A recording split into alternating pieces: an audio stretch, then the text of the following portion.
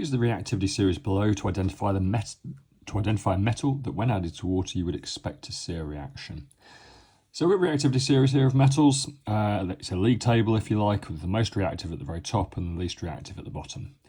Now water is a fairly unreactive substance, so if we're going to have a metal that we see react with it, it's going to have to be very reactive. So we need to choose a couple of these from the top, either potassium or sodium. We may as well go for the very top. You put potassium in water and it bursts into flames, and it burns with a lilac flame. Name a metal on the list that you would expect not to react with oxygen. Okay, so oxygen, again, fairly reactive. So we need something that's going to be really unreactive if it's not going to react with it.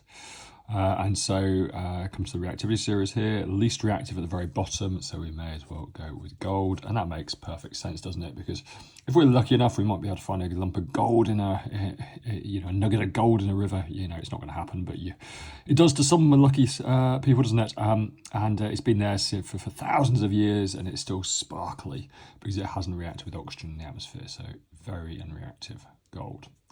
All these videos and more on elshamhighchemistry.com.